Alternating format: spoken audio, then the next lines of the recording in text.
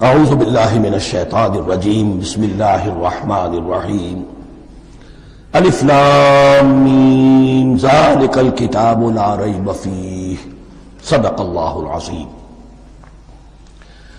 الف لام میم حروف مقطعات ہیں جن کے بارے میں عرض کر چکا ہوں۔ ذالک الکتاب لا ریب فیہ، یہ وہ کتاب ہے اس میں کوئی شک نہیں۔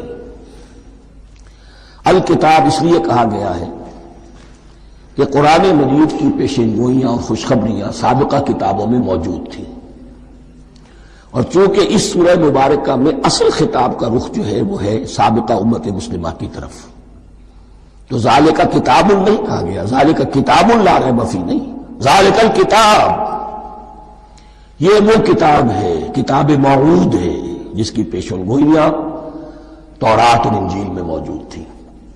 لا ریب فیہ اس میں کوئی شک نہیں۔ حرف اورا ریب نئے، تبدیل نئے، یہی الفاظ آئے ہیں سورہ سجدہ کے شروع میں بھی، الف لام میم تنزیل الکتاب لا ریب فیہ رب العالمین، لا ریب فیہ من رب العالمین، فیہ ھدی للمتقین۔ فیہ دونوں طرف مل سکتا ہے، لا ریب فیہ اسے معانقہ کہتے ہیں، لا ریب فیہ پڑھیں گے تو ہدن سے شروع کر دیں گے، لا ریب پر ختم کر دیں گے تو فیہ ہدن للمتقین، یہ دونوں معنی درست ہوں گے۔ آپ کو مل جائے گا جو قرآن شریف لے کر بیٹھے ہوئے ہیں کہ حاشیے میں معانقہ نمبر 1 لکھا ہوا ہے، معانقہ عند المتاخرین۔ ہدن للمتقین یہ ہدایت ہے، رہنمائی ہے اہل تقویٰ میں جو بچنا چاہیں۔ تقویٰ کا اصل مفہوم سمجھ، بقا یقین کسی کو بچانا، تقویٰ خود بچنا۔ جن لوگوں کے اندر فطرت سلیمہ ہوتی ہے ان میں اخلاقی حس موجود ہوتی ہے، وہ بری چیز سے بچنا چاہتے ہیں، بھلی کو حاصل کرنا چاہتے ہیں۔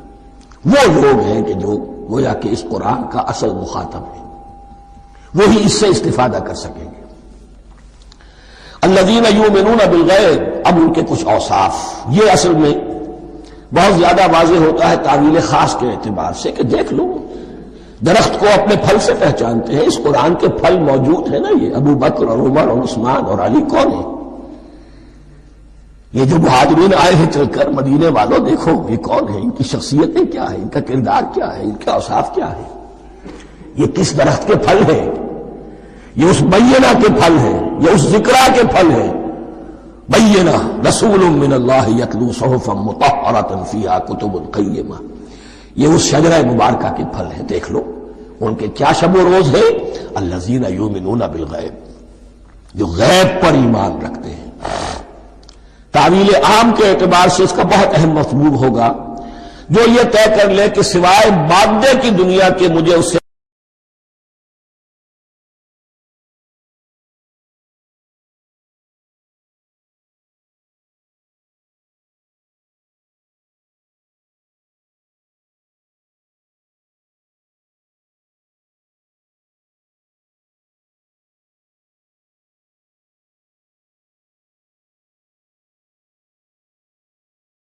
جو اصل حقیقت ہے وہ مستور ہے، نگاہوں سے چھپی ہوئی ہے۔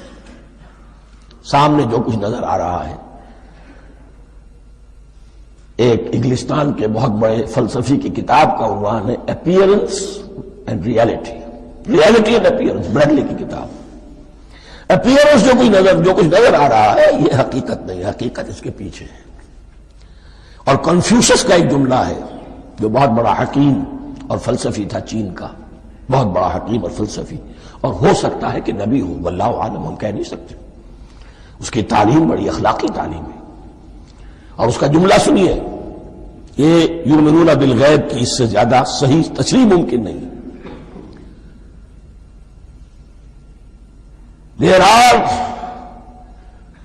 certain things, there's nothing more real than what cannot be seen. And there's nothing more certain than what cannot be heard. وہ حقائق جو آنکھوں سے نہیں دیکھے جا سکتے اور کانوں سے نہیں سنے جا سکتے، ان سے زیادہ یقینی اور واقعی حقائق اور کوئی نہیں۔ There is nothing more real than what cannot be seen, and there is nothing more certain than what cannot be heard. الذین یؤمنون بالغیب ویقیمون الصلاۃ، نماز قائم کرتے ہیں، ومما رزقناہم ينفقون، اور جو کچھ ہم نے انہیں دیا ہے اس میں سے خرچ کرتے ہیں، خیر میں، بھلائی میں، نیکی میں، ابنائے نو کی حاجات کو رفع کرنے میں، لوگوں کی تکلیفیں دور کرنے میں، خود اللہ کے لیے، اللہ کی رضا جوئی کے لیے، اللہ کو قرض حسنہ دیتے ہوئے۔ والذین یؤمنون بما انزل الیک وما انزل من قبلک، اور وہ کہ جو ایمان رکھتے ہیں اس پر بھی جو آپ پر نازل کیا گیا ہے محمد صلی اللہ علیہ وسلم، اور اس پر بھی کہ جو آپ سے پہلے نازل کیا گیا۔ یہ بہت اہم الفاظ ہیں، اس لیے کہ عام طور پر آج کل ہمارے ہاں یہ خیال پھیلا ہوا ہے کہ یہ تورات اور انجیل کے پڑھنے کا کوئی فائدہ نہیں، کوئی ضرورت نہیں، کوئی ضرورت نہیں کی حد تک تو شاید بات صحیح ہو، لیکن کوئی فائدہ نہیں، یہ بالکل غلط ہے۔ یہ ابتدا ہے قرآن کی، اور کس قدر اہتمام کے ساتھ کہا جا رہا ہے، ایمان صرف قرآن پر نہیں، اس پر بھی کہ جو اس سے پہلے نازل کیا گیا۔ اور سورہ نساء کی آیت، اور سورہ نساء نازل ہوئی کہیں جا کر سن 6 ہجری میں، یا ایھا الذین آمنوا آمنوا باللہ ورسولہ والکتاب الذی نزل علی رسولہ والکتاب الذی انزل من قبل۔ تو اس سے ایمان جو ہے تورات پر اور انجیل پر اور زبور پر اور صحف ابراہیم پر، اجمالی ایمان کی جو اہمیت ہے اس کو اچھی طرح سمجھ لیجیے۔ البتہ یہ ہے کہ چونکہ ہم سمجھتے ہیں اور جانتے ہیں کہ ان کتابوں میں تحریف ہو گئی ہے، لہذا ان کتابوں کی کوئی شے قرآن پر حجت نہیں ہوگی، جو چیز قرآن سے ٹکرائے گی ہم اس کو رد کر دیں گے، ان کتابوں کی کسی شے کو دلیل کے طور پر نہیں لائیں گے۔ لیکن جہاں قرآن مجید کی کسی بات کی نفی نہ ہو رہی ہو تو بہت سے حقائق ہمیں ان کتابوں ہی سے ملتے ہیں۔ انبیاء کے مابین جو زمانی ترتیب ہے، کرونالوجیکل آرڈر جو ہے، وہ تو ہمیں تورات سے ملتا ہے، قرآن میں تو نہیں۔ قرآن میں کبھی حضرت نوح کا ذکر بعد میں ہے، حضرت موسیٰ کا پہلے، وہاں تو کسی اور پہلو سے ترتیب آتی ہے، لیکن وہاں ہمیں تاریخ ملتی ہے ابراہیم کی، اسحاق کی، یعقوب کی، انبیاء بنی اسرائیل کی، موسیٰ کی، عیسیٰ کی، یہ ساری چیزیں۔ تو اس کی اہمیت جو ہے اس کو سمجھ لیجئے۔ والذین یؤمنون بما انزل الیک وما انزل من قبلک وبالآخرۃ ھم یوقنون، آخرت پر وہ یقین رکھتے ہیں۔ نوٹ کرنے والی بات کیا ہے کہ باقی سب چیزوں کے لیے لفظ ایمان آیا، آخرت کے لیے ایقان کیوں؟ واقعہ یہ ہے کہ انسان کے عمل کے اعتبار سے سب سے زیادہ مؤثر شے ایمان بالآخرہ ہے۔ ایمان بالآخرہ ہے تو عمل سیدھا رہے گا کہ ہاں مجھے جواب دہی کرنی ہے، جانا ہے، اٹھنا ہے، اللہ کے حضور حاضری ہے۔ اگر یہ یقین ہے تو عمل صحیح ہوگا۔ اس میں کمی ہو گئی تو توحید جو ہے وہ بھی بس ایک عقیدہ، ایک ڈوگما بن کے رہ جائے گی۔ ایمان بالرسالت بھی بدعات کو جنم دے گا، عید میلاد نبی بنا لیجئے اور کچھ عشقیہ اشعار کہہ دیجئے، نعتیہ اشعار کہہ دیجئے، اللہ اللہ خیر صلی اللہ، یہ ایمان بالرسالت کے مظہر ہوں گے۔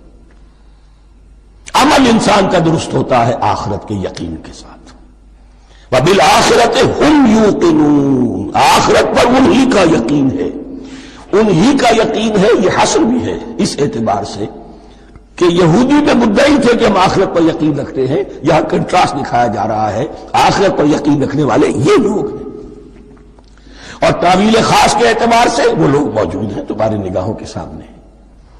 13 برس کی محنت کی کمائی محمد الرسول اللہ صلی اللہ علیہ وسلم کی اس کتاب کی، یتلو علیہم آیاتہ ویزکیہم ویعلمہم الکتاب والحکمہ، اس کا جو نتیجہ ہے وہ تمہارے سامنے۔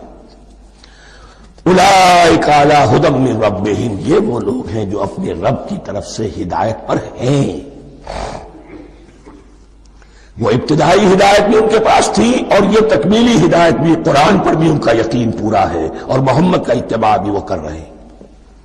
وَأُولَٰئِكَ هُمُ الْمُفْلِحُونَ، اور یہی وہ لوگ ہیں جو فلاح پانے والے ہیں۔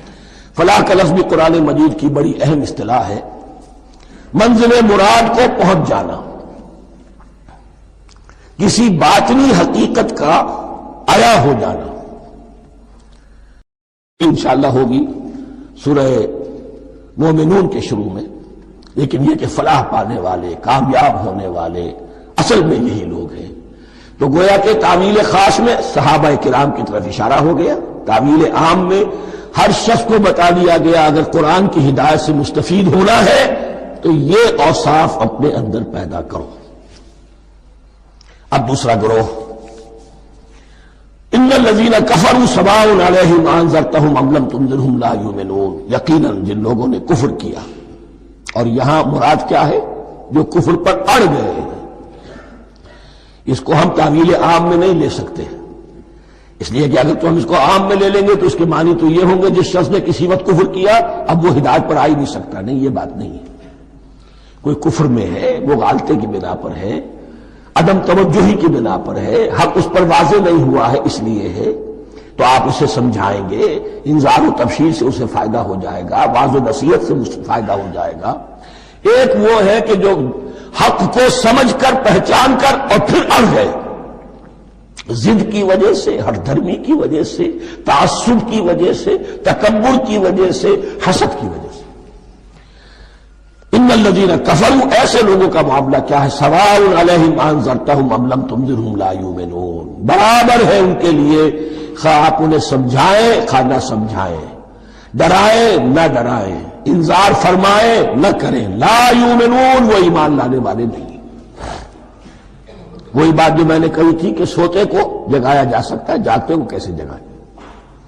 ختم اللہ علی قلوبہم وعلی سمعہم وعلی ابصارہم غشاوہ، ان کے دلوں پر اللہ نے مہر کر دی ہے۔ کیوں کر دی ہے؟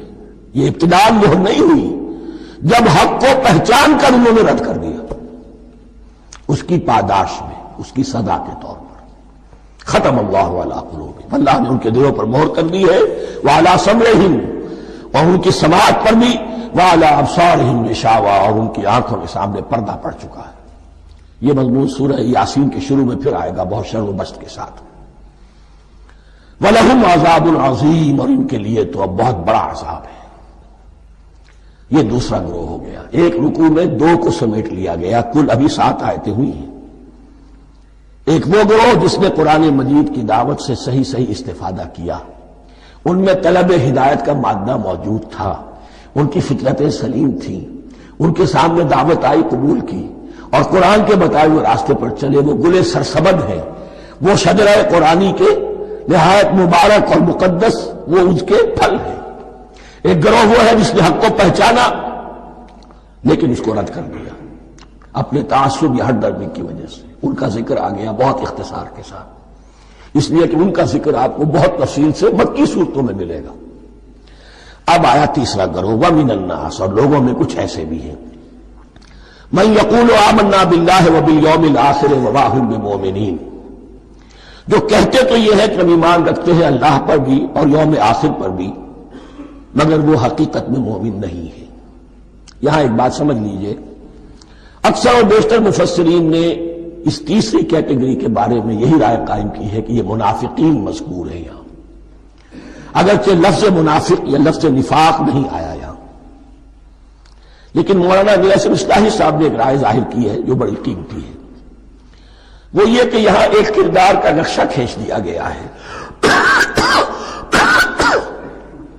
غور کرنے والے غور کر لیں، دیکھ لیں، جس پر بھی وہ چسپاں ہو جائے۔ اور بالفعل جب یہ آیات نازل ہو رہی تھیں تو دو طبقات پر یہ کردار نگاری جو ہے، یہ جو شخصیت کا ہیولہ کھینچا جا رہا ہے، وہ دو کے اوپر راست آ رہا تھا۔ ایک علماء یہود،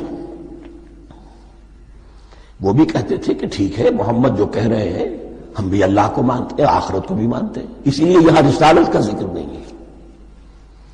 بھئی ہم محمد ہی کو نہیں مانتے نا صلی اللہ علیہ وسلم، باقی اگر 1.25 لاکھ نبی آئے ہیں تو باقی 1.25 لاکھ کو تو ہم مانتے ہیں، ایک محمد کو نہیں مانا، ایک عیسیٰ کو نہیں مانا، بس۔ تو ہمیں بھی مانا جانا چاہیے کہ ہم بھی مسلمان ہیں۔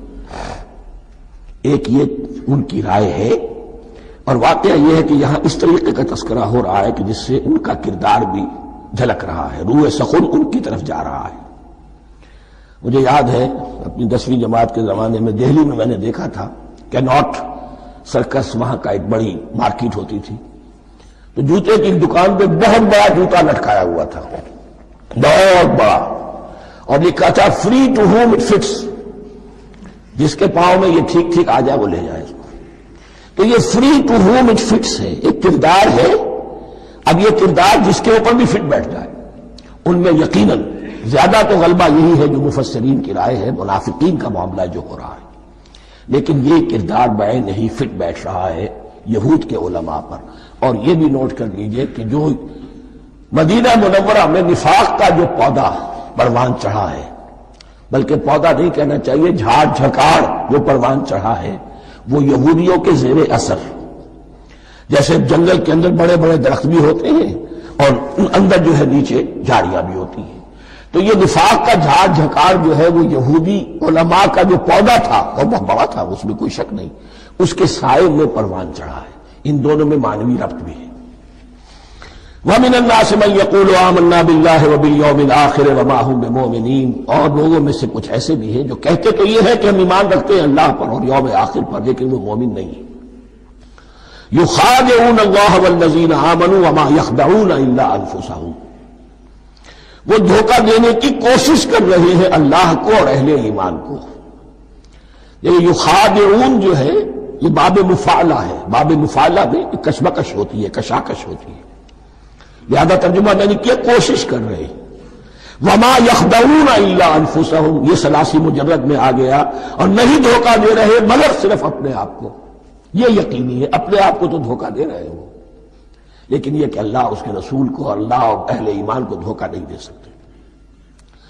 سورہ نساء کی آیت نمبر 142 میں یہ کھل کر منافقین کے بارے میں یہی الفاظ آئے ہیں، ان المنافقین یخادعون اللہ وہو خادعہم، یقیناً منافقین جو ہے وہ اللہ کو دھوکہ دینے کی کوشش کر رہے ہیں اور اللہ انہیں دھوکہ دے رہا ہے۔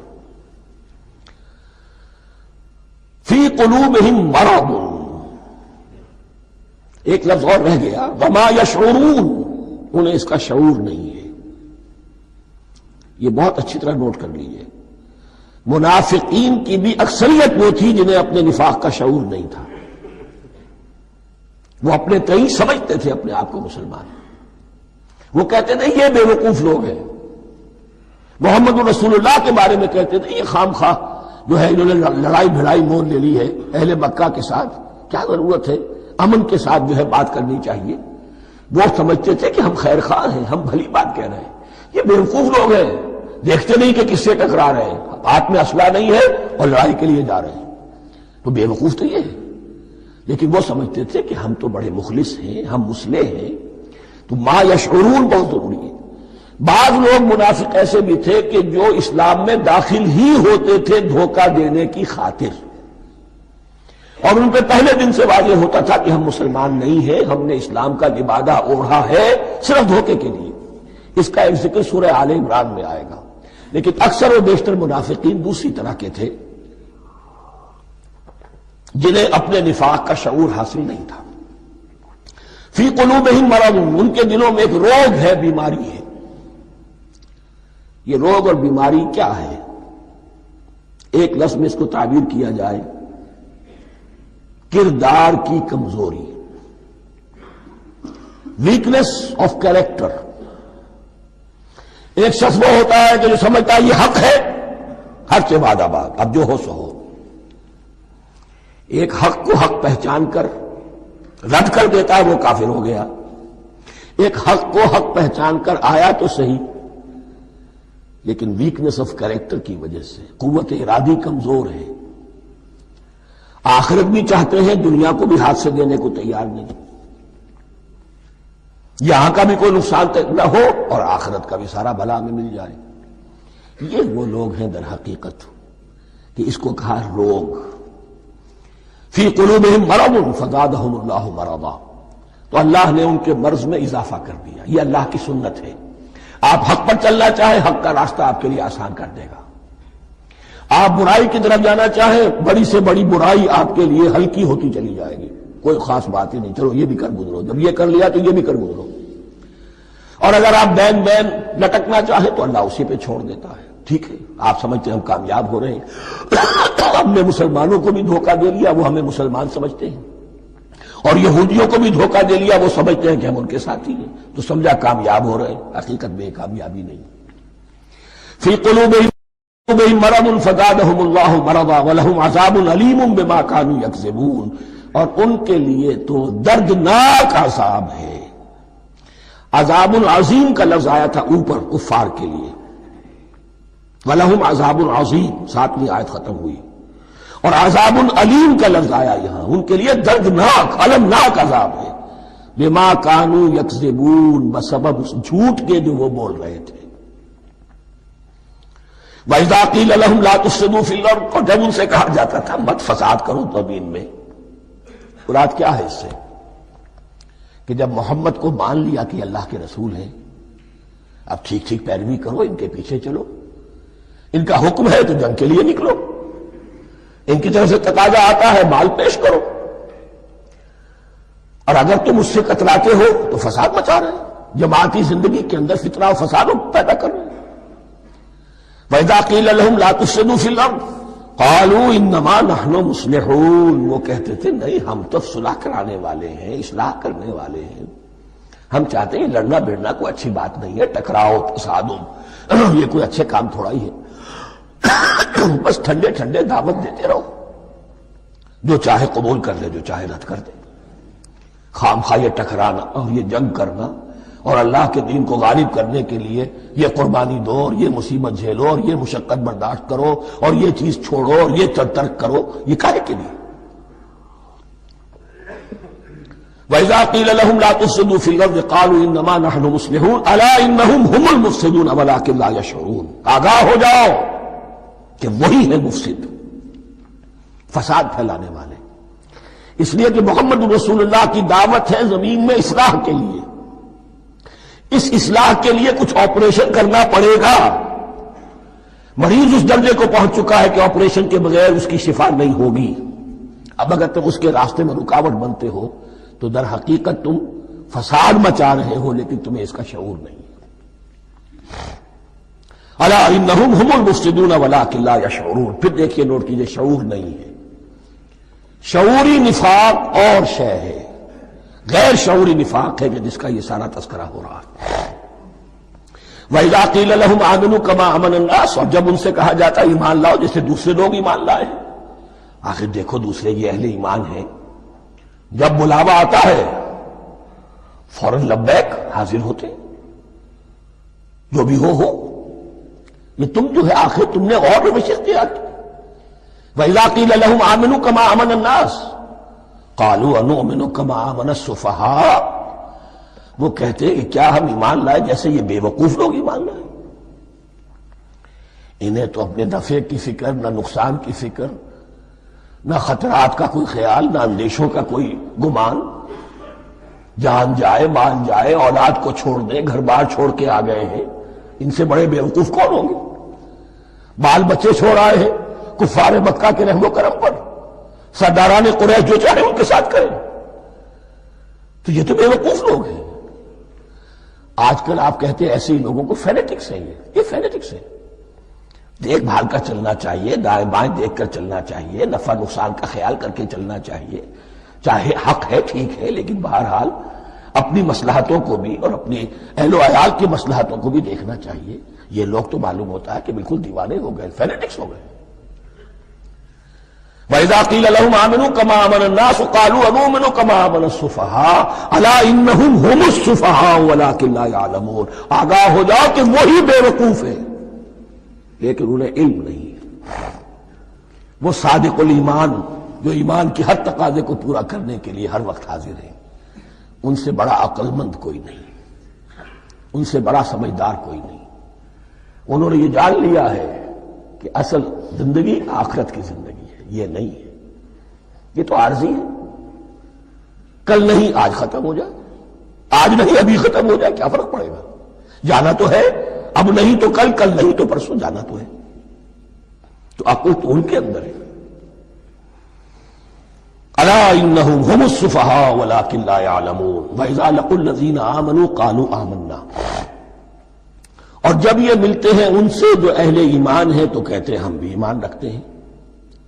اب یہ ان دونوں پر آئے گا۔ عام جو یہودی تھے وہ بھی کہتے تھے کہ ہم بھی تو آخر اللہ کو مانتے ہیں، آخرت کو مانتے ہیں، اور منافق تو تھے ہی جو رسول کو بھی مانتے تھے۔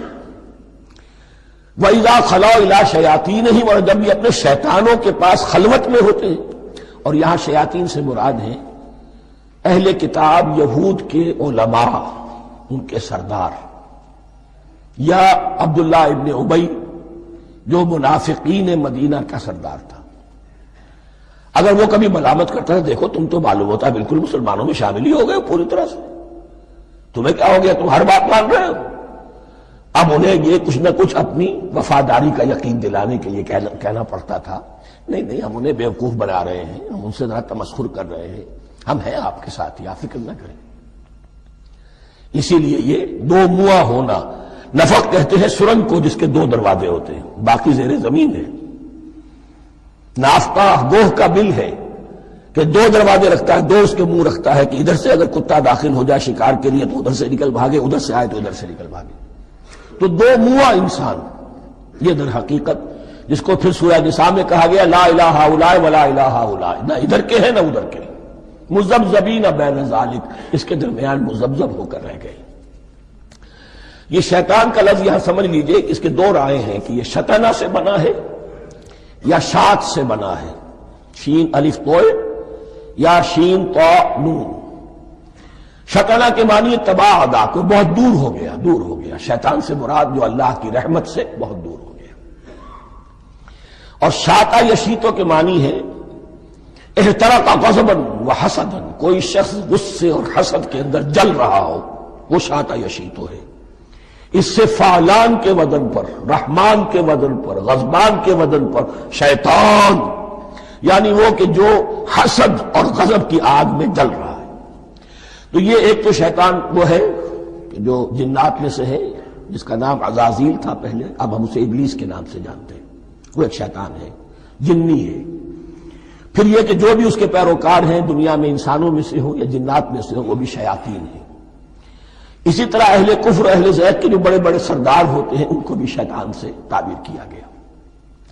وَإِذَا خَلَوْا إِلَىٰ شَيَاطِينِهِمْ قَالُوا إِنَّا مَعَكُمْ، اور جب وہ خلوت میں ہوتے ہیں، علیحدگی میں ہوتے ہیں اپنے شیاطین کے پاس، سرداروں کے پاس، کہتے ہیں ہم تو آپ کے ساتھ ہیں، انما نحن مستہزئون، یہ تو ہم ان مسلمانوں کو بیوقوف بنا رہے ہیں، ان سے استہزاء کر رہے ہیں، تمسخر کر رہے ہیں۔ ہم تمسخر میں کہہ دیتے ہیں کہ ہم بھی آپ کے ساتھ ہیں، آمنا۔ اللہ یستہزئ بہم ویمدہم فی طغیانہم یعمہون، حقیقت کیا ہے کہ اللہ ان کا مذاق اڑا رہا ہے اور ان کو ڈھیل دے رہا ہے کہ وہ اپنے عقل کے اندھے پن میں بڑھتے چلے جائیں۔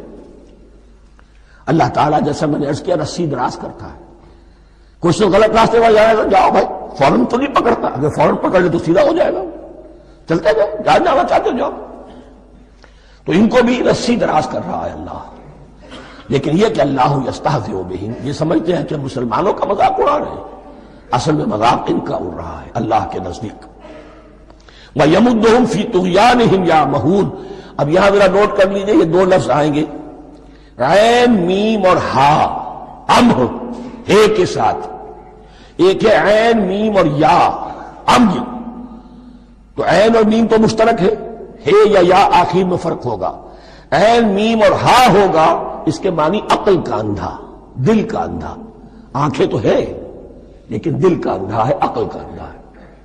اور عین میم یا جو آنکھوں کا اندھا ہو، عمیون اندھے، اعمیٰ اندھا۔ تو یہاں فرمایا انا معکم انما نحن مستہزئون، اللہ یستہزئ بہم ویمدہم فی طغیانہم یعمہون، اللہ ان کو اس جو ان کی عقل کے اندھے پن میں جو یہ بڑھتے چلے جا رہے ہیں، اللہ بھی ان کی رسی دراز کر رہا ہے تاکہ یہ جہاں تک جانا چاہتے چلے جائیں۔ اولئک الذین اشتروا الضلالۃ بالہدی، یہ وہ لوگ ہیں کہ جنہوں نے ہدایت کے عوض گمراہی خرید لی ہے۔ دیکھیے بڑا پیارا انداز ہے یہ، ایک شخص کے سامنے دونوں آپشنز تھے، ایک نے گمراہی کو چھوڑا، ہدایت لے لی، چاہے قیمت دینی پڑی، تکلیفیں اٹھانی پڑی، آزمائشوں میں سے گزرنا پڑا، قربانیاں دینی پڑی، ہدایت لی، اور ایک شخص نے ہدایت دے کر گمراہی لے لی۔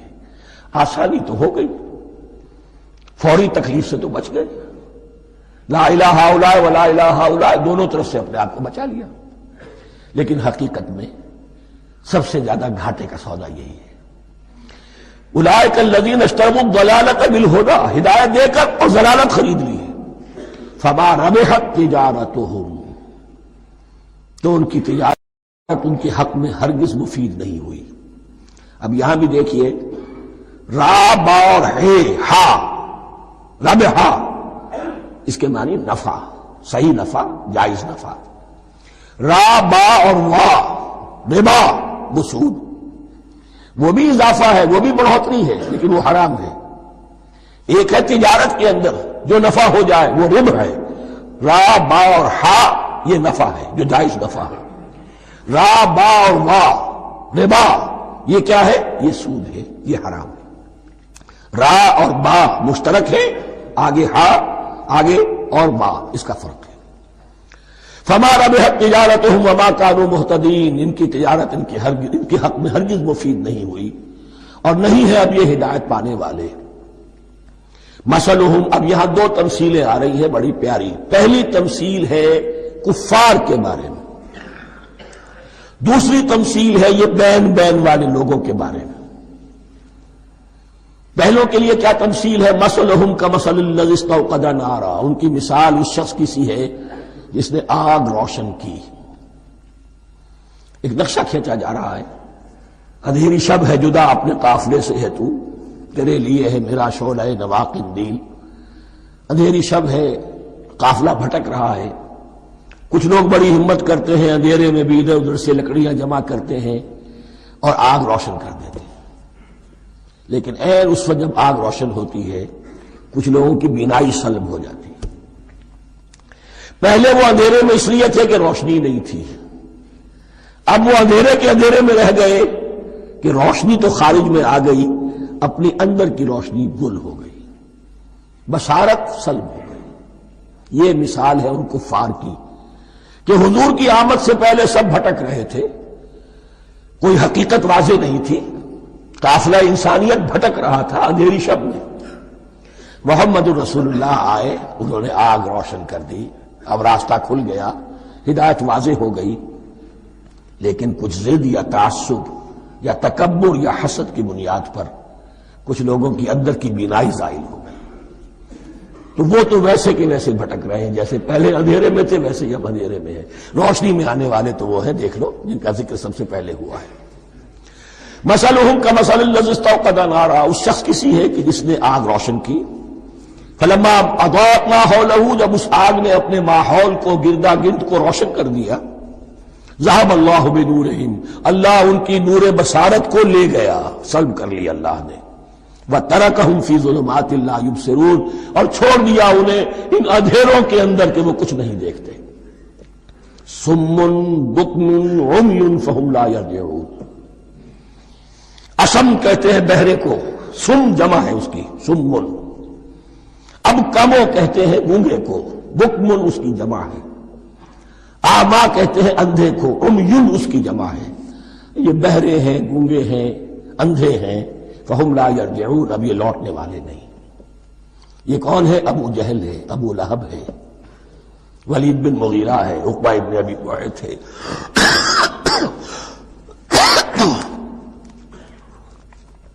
یہ سب کے سب ابھی زندہ ہے جب یہ آیات نازل ہو رہی ہیں. ابھی تو غزوہ بدر ہوگا سن 2 ہجری میں، اور اس میں یہ سب جو ہے واصل جہنم ہوں گے، ابھی تک تو ہے نا.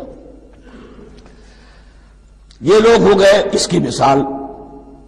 مثلہم کمثل الذی استوقد نارا فلما اضاءت ما حولہ ذهب اللہ بنورہم وترکہم فی ظلمات لا یبصرون صم بکم عمی فہم لا یرجعون. اب دوسری مثال، او کصیب من السماء، یا بڑی زور کی بارش برس رہی ہے آسمان سے. فیہ ظلمات، اس میں اندھیرے بھی ہیں، ورعد اور گرج ہے، وبرق اور بجلی چمک رہی ہے.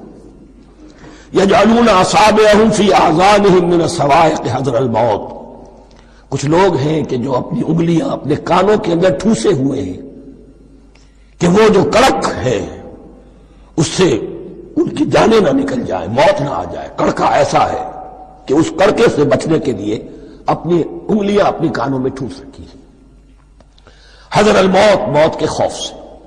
واللہ محیط بالکافرین، اللہ ایسے کافروں کا احاطہ کیے ہوئے ہے، بچ کر کہاں جائیں گے۔ یکاد البرق یخطف ابصارہم، قریب ہے کہ بجلی ان کی نگاہوں کو لے جائے، ان کی بینائی کو سلب کر لے۔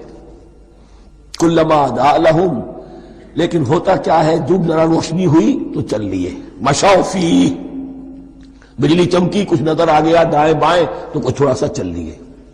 وَإِذَا أَظْلَمَ عَلَيْهِمْ، اور جب تاریکی ان پر طاری ہو گئی، قاموا، کھڑے کے کھڑے رہ گئے۔ یہ نقشہ ہے ان کا کہ ایک طرف بارش ہو رہی ہے، قرآن مجید ہے، آسمان سے نازل ہو رہا ہے، یہ ماہ مبارکہ ہے، یہ کتاب مبارکن ہے، لیکن یہ کہ اس کے ساتھ کڑکے ہیں، گرج ہے، کفر سے مقابلہ ہے، کفر کی طرف سے دھمکیاں ہیں، اندیشے ہیں، خطرات ہیں، امتحانات ہیں، آزمائشیں ہیں۔ ذرا کہیں حالات کچھ بہتر ہوئے، کچھ جسے بریدنگ سپیس کہتے ہیں ملی، تو تھوڑا سا چل لیے، ہم بھی مسلمان ہیں، کوئی خاص موقع نہیں ہے، کسی جنگ کے لیے بلایا نہیں جا رہا ہے، تو بڑھ چڑھ کے باتیں کر رہے ہیں، اپنے ایمان کا اظہار بھی کر رہے ہیں۔ جیسے ہی کوئی آزمائش آئی، قاموا، چھٹک کر کھڑے کے کھڑے رہ گئے۔ وَلَوْ شَاءَ اللَّهُ لَذَهَبَ بِسَمْعِهِمْ وَأَبْصَارِهِمْ، اللہ چاہتا تو ان کی سماعت اور بصارت کو بھی سلب کر لیتا، لیکن اللہ کا قانون یہی ہے، جو جہاں رہنا چاہے اس نے آزادی ارادہ دی ہے انسان کو۔ تم اگر مومن صادق بن کر رہنا چاہتے ہو، اس کو آسان کر دے گا تمہارے لیے۔ تم نے اپنے تعصب کی وجہ سے، اپنے تکبر کی وجہ سے کفر کا راستہ اختیار کیا، اللہ اسی کو کھول دے گا۔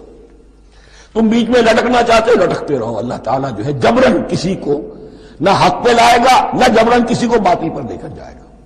اس لیے کہ جبر اگر ہو تو پھر امتحان کا معاملہ ختم، پھر جزا و سزا بیکار ہے، غیر منطقی ہے، غیر معقول ہے۔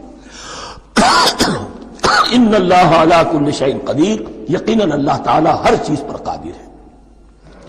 یہ دو رکوع اس اعتبار سے کہ انسانی شخصیتوں کا سمجھنا،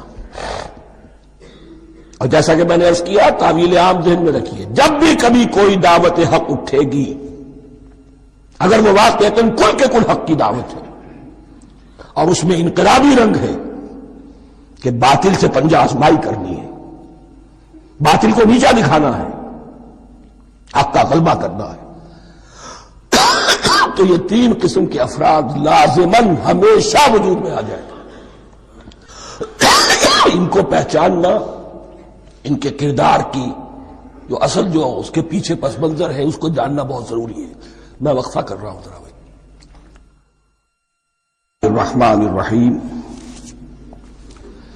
اب جو تیسرا رکوع آ رہا ہے سورہ بقرہ کا، اس میں قرآن کی دعوت کا خلاصہ ہے۔ قرآن کیا ماننے کی دعوت دیتا ہے، اس کی پکار کیا ہے۔ جیسا کہ میں عرض کر چکا ہوں، 2/3 قرآن پہلے نازل ہو چکا ہے، پس منظر میں ہے۔ ہمارے لیے اس ترتیب مصحف کے اعتبار سے وہ قرآن بعد میں آئے گا، ترتیب نزولی کے اعتبار سے وہ پس منظر میں موجود ہے،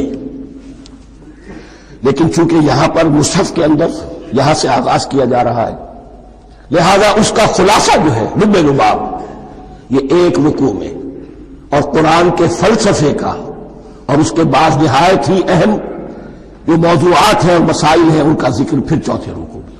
ابھی ہم تیسرا رکوع پڑھ رہے ہیں۔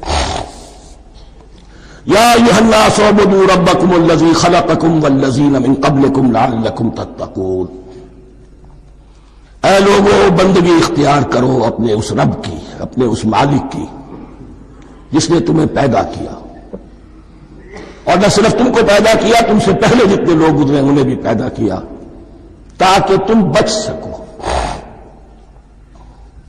یہ قرآن کی دعوت کا خلاصہ ہے، اور یہ نوٹ کر لیجئے، یہ تمام انبیاء اور رسل کی دعوت یہی تھی۔ اب جب پڑھیں گے سورہ اعراف پڑھیں گے، سورہ شعراء پڑھیں گے، ایک ایک کا نام لے کر ان اعبدوا اللہ واطیعوہ، ہر رسول کی دعوت یہ تھی اللہ کی بندگی کرو، میری اطاعت کرو۔ یا قوم اعبدوا اللہ ما لکم من الہ غیرہ، اے میری قوم کے لوگوں اللہ کی بندگی کرو، تمہارا کوئی الہ اور معبود اس کے سوا نہیں ہے۔ پھر حضور قرآن یہی عبادت رب انسان کی تخلیق کی غایت ہے، وما خلقت الجن والانس الا لیعبدون، ہم نے جنوں اور انسانوں کو پیدا ہی صرف اس لیے کیا ہے کہ ہماری بندگی کریں۔ لیکن یہاں ایک فرق بہت بڑا ہے، تمام رسولوں کی دعوت یہی ہے، محمد الرسول اللہ کی بھی یہی ہے، لیکن بڑا فرق کیا ہے؟ باقی تمام رسولوں کی دعوت آپ کو ملے گی یا قوم، اے میری قوم کے لوگوں، یہاں ہے یا ایھا الناس، اے بنی آدم، اے بنی نوع انسان۔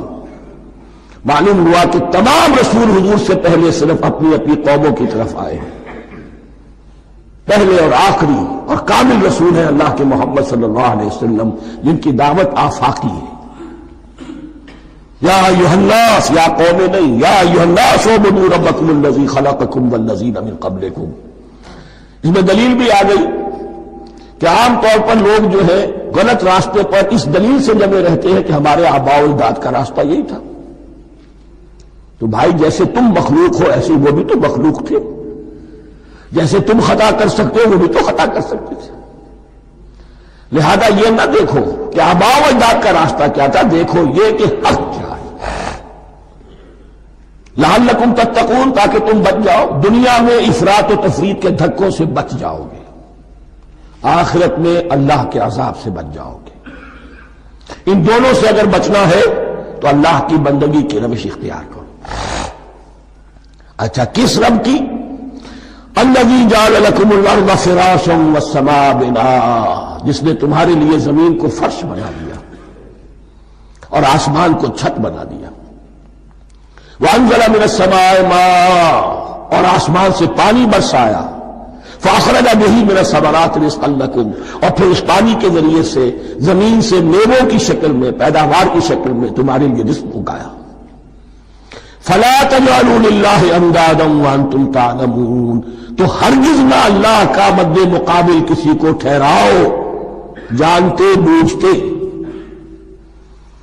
وانتم تعلمون کا ایک مطلب یہ بھی ہے کہ تم بھی مانتے ہو کہ اس کائنات کا خالق اللہ کے سوا کوئی نہیں۔ اہل عرب بھی مانتے تھے، جو ان کے دیوی دیوتا تھے وہ سمجھتے تھے کہ یہ اللہ کے اوتار ہیں یا اللہ کے ہاں بہت یہ پسندیدہ ہیں، اللہ کے محبوب ہیں، اس کے اولیاء ہیں، اس کی بیٹیاں ہیں، لہذا یہ شفاعت کریں گے تو ہمارا بیڑا پار ہو جائے گا، ورنہ خالق وہ مانتے تھے اللہ ایک ہی ہے۔ جب تم یہ مانتے ہو کائنات کا خالق ایک، مدبر ایک، تو اب کسی کو اس کا مد مقابل نہ بناؤ۔ انداز ند کی جمع ہے، لا ضد لہ ولا ند لہ، اللہ کا کوئی مد مقابل نہیں۔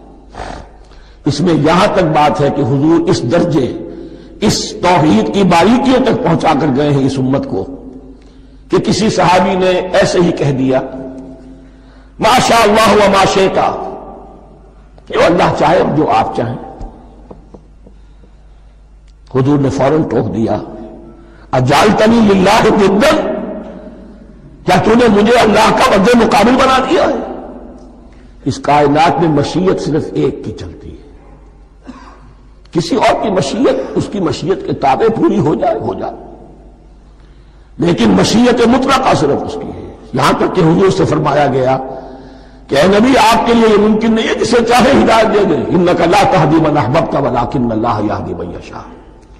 اگر یہ اختیار میں ہوتا تو ابو طالب دنیا سے بغیر ایمان لائے نہ جاتے۔ فلا تجعلوا للہ اندادا وانتم تعلمون۔ اب ان دو آیتوں میں تو یوں سمجھیے توحید نظری بھی اور توحید عملی بھی۔ توحید عملی کیا ہے؟ بندگی صرف اسی کی ہو۔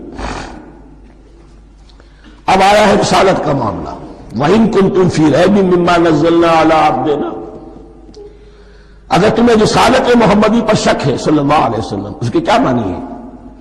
کہ تمہیں اس قرآن کے بارے میں شک ہے جو ہم نے اپنے بندے پر نازل کیا ہے۔ اگر ہے شک فی الواقع، وَإِن كُنتُمْ فِي رَيْبٍ، اگر تمہیں واقعتاً شک ہے مما نزلنا علی عبدنا، اس پر جو ہم نے اپنے بندے پر نازل فرمایا ہے، فاتوا بسورۃ من مثلہ، تو لے آؤ اس جیسی ایک ہی صورت۔ یہ ہم کل پوری تفصیل سے دیکھ چکے ہیں کہ برسبیل تنزل یہاں پہنچے ہیں. پہلے 2 آیتیں میں نے آپ کو سنائی تھی، اس میں پورے قرآن کی مثال لانے کا چیلنج کیا گیا. پھر ایک آیت سنائی جس میں 10 صورتیں ہی لے آؤ. اب آخری درجے میں ایک صورت ہی بنا لا، اور ایک صورت تو سورۃ العصر کے مساوی بھی ہو سکتی تھی، سورۃ الکوثر کے مساوی بھی ہو سکتی تھی. وَادْعُوا شُهَدَاءَكُم مِّن دُونِ اللَّهِ إِن كُنتُمْ صَادِقِينَ، اور بلا لو اپنے سارے مددگاروں کو اللہ کے سوا، جن ہو انس ہو. اس لیے کہ قریش کا خیال یہ تھا کہ جو شعراء ہوتے ہیں ان کے پاس جن ہوتے ہیں، وہ جن انہیں سکھاتے ہیں، ورنہ عام آدمی تو یہ شعر نہیں کہہ سکتا. تو تمہارا اگر کوئی گمان ہے کوئی جنات سکھانے والے ہیں، کوئی انسان ہے، خطیب ہے، شعراء ہے، ادیب، سب کو جمع کر. ان کنتم صادقین. اب یہ ہے بہت ہی، جس کو میں نے کل کہا تھا، آپ کو یاد ہوگا، قرآن کا انداز کیا ہوتا ہے کہ وہ اپنے اندر جھانکنے کی دعوت دیتا ہے. یہ گویا کہ آنکھوں میں آنکھیں ڈال کر یہ کہا جا رہا ہے کہ حقیقت میں تمہیں کوئی شک نہیں ہے، یہ تم بات بنا رہے ہو صرف. اگر واقعتاً شک ہے تو آؤ میدان میں. حقیقت یہ کہ تمہیں شک نہیں ہے. اگر تم سچے ہو فاتوا بسورۃ من مثلہ، تو اس جیسی ایک ہی صورت بنا لاؤ. فإن لم تفعلوا، اب ذرا انداز دیکھیے تحدی کا، چیلنج کا. پھر اگر تم یہ نہ کر پاؤ، وَلَن تَفْعَلُوا، اور ہرگز نہیں کر سکو گے. یہ چیلنج کون دے سکتا ہے؟ اللہ کے سوا کوئی نہیں دے سکتا. یہ انداز کسی کتاب کا نہیں ہے. ذَلِكَ الْكِتَابُ لَا رَيْبَ فِيهِ، یہ کسی کا نہیں ہے. فَإِن لَمْ تَفْعَلُوا وَلَن تَفْعَلُوا، پھر اگر تم نہ کر پاؤ اور تم ہرگز نہیں کر پاؤ گے، فَاتَّقُوا النَّارَ الَّتِي وَقُودُهَا النَّاسُ وَالْحِجَارَةُ، تو ڈرو اس آگ سے جس کا ایندھن بنے گے انسان اور پتھر. اعدت للکافرین، کافروں کے لیے تیار کر لی گئی ہے، بھڑکا دی گئی ہے. پتھروں کا ذکر خاص طور پر کیوں ہے؟ 2 اس کے امکانات ہیں. آپ کو معلوم ہے کہ وہ جو پتھر کا کوئلہ ہوتا ہے اس کی آگ بڑی سخت ہوتی تھی، عام جو ہمارا یہ لکڑی کا کوئلہ ہوتا ہے اس کے مقابلے میں. اور دوسرے یہ بھی کہ چونکہ انہوں نے جو معبود تراش رکھے تھے وہ پتھر کے ہوتے تھے، تمہارے ساتھ ہی تمہارے ان معبودوں کو بھی جھونکا جائے گا، وہ بھی جلیں گے، تاکہ تمہاری حسرت کے اندر اضافہ ہو. ان سے ہم دعائیں مانگا کرتے تھے، ان کے سامنے ماتھے ٹیکتے تھے، ان کے سامنے ڈنڈوت کرتے تھے، ان کو چڑھاوے چڑھاتے تھے. اب یہاں گویا کہ ایمان باللہ، توحید، ایمان بالرسالت اور ایمان بالآخرت. فاتقوا النار التي وقودها الناس والحجارة اعدت للكافرين وبشر الذين آمنوا وعملوا الصالحات، اور بشارت دے دیجئے اے نبی ان لوگوں کو کہ جو ایمان لائے اور جنہوں نے نیک عمل کیے، ان لهم جنات تجری من تحتها الانہار، کہ ان کے لیے وہ باغات ہیں کہ جن کے دامن میں ندیاں بہتی ہوں گی. لفظی ترجمہ ہوگا جن کے نیچے ندیاں بہتی ہوں گی. مراد اس سے کیا ہے؟ عام فطری باغ وہ ہوتے تھے کہ جس میں ذرا اونچائی پر جو ہے درخت لگے ہوئے ہیں اور دامن میں ندی بہ رہی ہے، تو اس سے خود بخود جو ہے اریگیشن، نیچرل اریگیشن ہو رہی ہے، درختوں کے جڑوں تک پانی پہنچ رہا ہے. 12 ترجمہ آپ لفظی کریں، ان کے نیچے ندیاں بہتی ہوں گی یا یہ کہ جن کے دامن میں ندیاں بہتی ہوں گی. کلما رزقوا منہا من ثمرۃ رزقا، جب بھی کبھی انہیں دیا جائے گا کوئی پھل رزق کے طور پر کھانے کے لیے جنت میں، قالوا ھذا الذی رزقنا من قبل، وہ کہیں گے یہ تو وہی شے ہے جو ہمیں پہلے بھی ملتی تھی. اس کا ایک مفہوم یہ ہے، یہ جو نزل ہے، ابتدائی جو ہے دعوت ہے، ابتدائی ضیافت جو ہوگی اس میں وہی چیزیں کہ جو معروف ہے، جانی پہچانی ہے. یہ رمان، یہ دیکھیے یہ انار آ رہا ہے خوبصورت، یہ انگور ہے خوبصورت، یہ نخیل ہے، یہ نخل ہے، یہ رطب ہے، لیکن ذائقے کی کوئی نسبت و تناسب بھی نہیں ہوگا. وہ کہیں گے وہی شے ہے جو ہمیں پہلے ملتی تھی. وَأُتُوا بِهِ مُتَشَابِهًا، مشابہ تو ہوگی وہ، لیکن ان کے ذائقے میں زمین و آسمان کا فرق ہوگا. اور ایک یہ بھی مفہوم لیا گیا کہ آخرت میں جنت میں بھی وہی میوے ملتے رہیں گے، لیکن ان کا ذائقہ بدلتا رہے گا. شکل وہ ہوگی لیکن ذائقہ وہ نہیں رہے گا کہ جس سے انسان کی بھی طبیعت بڑھ جاتی ہے ایک ہی شے کو کھاتے ہوئے. وَلَهُمْ فِيهَا أَزْوَاجٌ مُطَهَّرَةٌ، اور ان کے لیے ہوں گے اس میں بہت ہی پاک باز، نہایت پاک کی ہوئی بیویاں ہوں گی. ازواج مطہرۃ وہم فیہا خالدون، اور اس میں رہیں گے ہمیشہ ہمیشہ. یہ تو تین جو اصول ہیں دین کے دعوت ایمان، توحید اور رسالت اور معاد، ایمان باللہ، ایمان بالرسول، ایمان بالآخرہ. اب ذرا کچھ ضمنی مسائل ہیں کہ جو بعض کفار کی طرف سے، بعض معتزلین کی طرف سے پیش ہوتے تھے، وہ کبھی بھی اس چیلنج کا مقابلہ تو نہ کر سکے، میدان میں تو نہ آ سکے. یہ بالکل ایسی بات ہے جیسے کسی مصور کی تصویر پر اعتراض کرنے والے تو بہت تھے. جب کہا گیا کہ ذرا یہ لیجیے قلم، اس کو ٹھیک کر دیجیے، یہ برش آپ کے ہاتھ میں دیتا ہوں، اب سب پیچھے ہٹ گئے. تو کوئی صورت قرآن کے مقابلے میں لانا وہ تو ان کے لیے ممکن نہیں تھی، لیکن ادھر ادھر سے اعتراضات کرنے کے لیے جو زبانیں کھلتی تھی ان میں سے ایک اعتراض نقل کیا جا رہا ہے. وہ یہ تھا کہ وہ کہتے تھے کہ قرآن مجید میں مکھی کی تشبیہ آئی ہے، یہ تو بڑی حقیر سی شے ہے. اعلیٰ کلام ہو اور اعلیٰ متکلم ہو، ایسی حقیر چیزوں کا تذکرہ نہیں کرتا. بیت العنکبوت مکھی کا بھی ذکر ہے قرآن میں، اتنی حقیر شے کا، یہ کوئی اعلیٰ کلام نہیں. اس کا جواب دیا جا رہا ہے کہ اصل میں کہیں تشبیہ بیان کرنی ہے، تمثیل بیان کرنی ہے، تو دیکھنا یہ کہ جس شے کے لیے تشبیہ دی جا رہی ہے اس کی مناسبت والی شے ہو. شے کوئی بہت حقیر ہے تو کسی عظمت والی شے سے آخر کیسے تشبیہ دی جائے گی؟ وہ تو کسی حقیر شے سے ہی تشبیہ دی جائے گی تو جو اصل مقصد ہے تشبیہ کا وہ پورا ہوگا. ان اللہ لا یستحی ان یضرب مثلا ما بعوضۃ فما فوقها، اللہ تعالیٰ کو تو اس میں کوئی جھجک نہیں ہے، کوئی شرم نہیں ہے کہ وہ مچھر کی مثال بیان کرے. تو اس سے اوپر، اب یا فوقها بھی دونوں معنی ہو جائیں گے، یعنی کمتر اور حقیر ہونے میں اس سے بھی بڑھ کر، یا یہ کہ اس سے اوپر کی کوئی شے اس کی مثال دینے میں اللہ کو کوئی جھجک نہیں. اس لیے کہ مکھی بھی بہرحال مچھر سے تو ذرا بڑی شے ہے. اس معنی میں بھی ہو سکتا ہے فوقہا، اور فوقہا اس معنی میں بھی کہ اس سے بھی حقیر ہونے میں اس سے بھی بڑھ کر. فَأَمَّا الَّذِينَ يَعْلَمُونَ فَأَمَّا الَّذِينَ آمَنُوا فَيَعْلَمُونَ أَنَّهُ الْحَقُّ مِنْ رَبِّهِمْ، تو جو لوگ صاحب ایمان ہیں وہ جان لیتے ہیں کہ یہ حق ہے ہمارے رب کی طرف سے. وَأَمَّا الَّذِينَ كَفَرُوا، اور جنہوں نے کفر کیا ہے، فَيَقُولُونَ مَاذَا أَرَادَ اللَّهُ بِهَذَا مَثَلًا، یہ کیا مثال اللہ نے دی، کیا ارادہ ہوا اللہ کا اس مثال کے ذریعے سے. ناک منہ چڑھا رہے ہیں، اعتراض کر رہے ہیں. اب جو آ رہا ہے اللہ جملہ وہ ہے بہت اہم، یضل بہ کثیرا ویہدی بہ کثیرا، اسی کے ذریعے سے اللہ بہتوں کو ہدایت دیتا ہے اور اسی کے ذریعے سے بہتوں کو گمراہ کرتا ہے. معلوم ہوا کہ ہدایت اور گمراہی اور ہدایت اور ضلالت انسان کی سبجیکٹو کنڈیشن کے اوپر دار و مدار ہے اس کا. آپ کے دل میں خیر ہے، بھلائی ہے، نیت صحیح ہے، طلب ہدایت، طلب علم، اس میں آپ سچے ہیں، آپ کو ہدایت مل جائے گی. دل میں زیغ ہے، کجی ہے، نیت میں ٹیڑھ ہے، فساد ہے، تو اسی کے ذریعے سے اللہ آپ کی گمراہی میں اضافہ کر دے گا. یضل بہ کثیرا ویہدی بہ کثیرا، لیکن اللہ کا یہ کسی کو ہدایت دینا اور کسی کو ضلالت دینا الٹپ نہیں ہے، کسی قاعدے اور قانون کے بغیر نہیں ہے. وما یضل بہ الا الفاسقین، نہیں گمراہ کرتا وہ اس کے ذریعے سے مگر صرف سرکش لوگوں کو، جن میں سرکشی ہے، تعلی ہے، تکبر ہے. اور ان کے اوصاف کیا ہے؟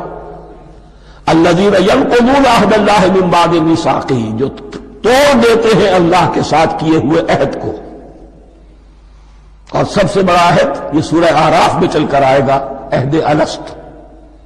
عالم ارواح میں ہم عہد الست کر کے آئے. الست بربکم قالوا بلا، کیا میں ہی نہیں ہوں تمہارا رب؟ تمام ارواح میں میں بھی تھا، آپ بھی تھے، سب تھے، کل انسان، جتنے انسان دنیا میں آج تک آ چکے ہیں وہ بھی تھے، اور جو آنے ہیں ابھی قیامت تک وہ بھی تھے، لیکن تھے صرف ارواح کی شکل میں، جسم نہیں تھے. اور یہ میں آپ کو بتا چکا ہوں، مکمل وجود ہے انسان کا روحانی وجود. اولاً تخلیق اس کی ہوئی تھی، اسی سے آگے چل کر ایک بہت فلسفے کا بہت گہرا مضمون آ رہا ہے آگے چل کر. وہ جو ہے الست بربکم قالوا بلی، انہوں نے اس عہد کو توڑا، اللہ کو اپنا مالک اور خالق اور اپنا حاکم جاننے کی بجائے خود حاکم بن کر بیٹھ گئے. الیس لی ملک مصر، کیا مصر کی بادشاہی میری نہیں ہے؟ I am the sovereign, we are sovereign. Popular sovereignty, بغاوت، سرکشی، فاسق. وما يضل به الا الفاسقين الذين ينقضون الميثاق ويقطعون ما امر الله به ان يوصل، اور کاٹتے ہیں وہ چیز جسے اللہ نے جوڑنے کا حکم دیا ہے. اللہ نے صلہ رحمی کا حکم دیا ہے، یہ قطع رحمی کرتے ہیں. مال کی طلب میں بھائی بھائی کو ختم کرتا ہے اس کے مال کو ہتھیانے کے لیے، اپنی ذاتی اغراض کے لیے تمام اخلاقی حدود جو ہے انسان پس و پیش ڈال دیتا ہے. اپنا تکبر، اپنے لیے تعلی. الذین، آپ دیکھیے نوٹ کیجئے، اس میں ہماری شریعت کا فلسفہ یہ ہے، ایک تعلق ہے اللہ کا بندے کے ساتھ، حقوق اللہ. ایک ہے بندوں کا بندوں کے ساتھ، حقوق العباد. اللہ کا حق کیا ہے؟ اسے حاکم اور مالک، اور حاکم سمجھو، الملک سمجھو، خود اس کے بندے بنو. انسانوں کا حق کیا ہے؟